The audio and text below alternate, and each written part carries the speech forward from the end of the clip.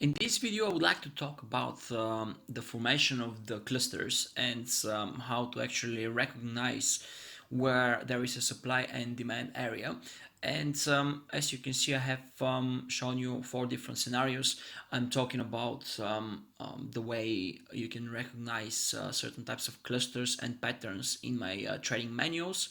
But just to make it a bit more visual, I wanted to also show you how to actually um, recognize a pattern and what type of symbols to be looking for. As you know, trading is not a science; it's more like an art. So usually recognizing those type of patterns comes with experience. But I'll try to make it as easy for you to comprehend as possible, since you'll be most likely after taking the course starting to apply the knowledge on a demo account. So first thing you should be looking for is around areas of supply and demand you see more action. So let's say if we take for example this first pattern here in the upper right corner, you see from the drawing, back my drawings guys, but I certainly don't have an art degree, so I'm doing my best here. So you have an uptrend, then you have some sort of a range that forms, and then you have a breakout to the upside. That's a very common formation.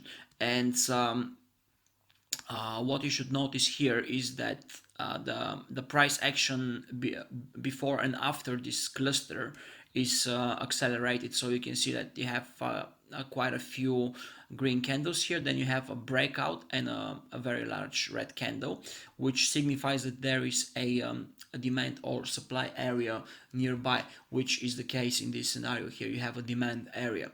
So how do you know where exactly to how to draw actually the lines that are delineating the demand area? You will be taking the lows or the VIX of the candles. So let's say you have this range of candles here, and the lower point is the low of this candle wick formation here, looking like a small pin bar, a small green pin bar, after which comes the big green candle. That will be your lower boundary of the demand zone. Then the upper boundary would be if you have any other uh, high points in this range, or whatever the highest point is. In this case is this red candle's VIC here. Then this will be your upper boundary of the demand zone. So the principle is very simple. You just need to narrow down the area and then look for the highest and the lowest points, and then draw the upper and lower boundary of this area. So if we move to the picture below, you have an area of supply and a different scenario overall. So we have an uptrend. Then you can see that the preceding candle is a very large bodied green candle, and then after that you have after the supply area is formed, you have a larger than average red body as well. So in this case, you have only three candles, and you shouldn't be set off by the number of candles, guys, because as you can see in the picture to the right, you have only one candle. So supply or demand area could be represented by anything from 1 to 6, 7, 8 candles. And as you can see in the pictures and the screenshots to the on the top of this screenshot, you have one demand and one supply zone, which are both represented by 8 candles.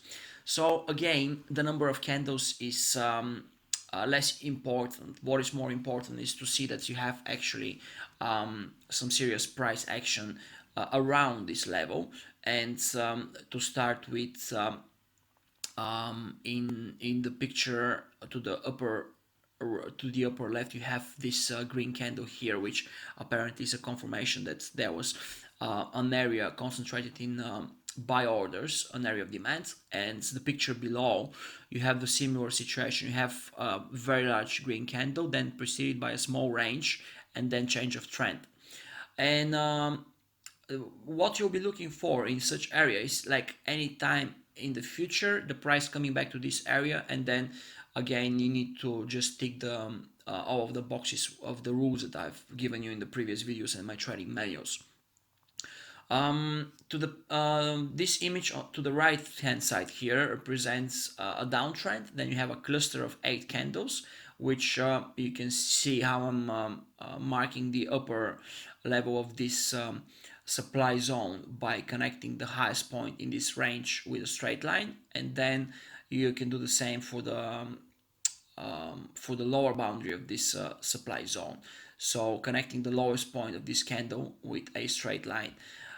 Picture on the bottom right, you see just one candle which I have marked here, which represents the demand area, and you have a large bodied red candle, then you have a large bodied green candle which follow the big candle to the bottom, and your demand zone will be the highest point of this candle. It will be your upper boundary, and the lowest point of this candle will be your lower boundary.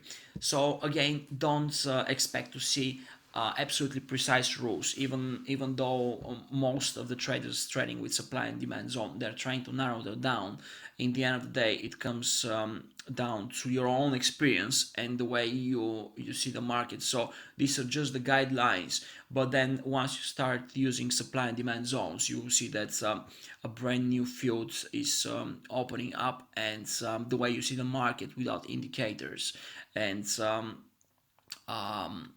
moving averages is just opening a brand new field for you. And in my opinion, this is the most efficient way to actually read the markets and get meaningful information from it, so you can actually apply this knowledge in the future. And as any other rule, patterns in when using supply and demand zones, they're repeating over time. So you find out that the more you use them, the more accustomed you become to them, and the more you see them on the chart as well.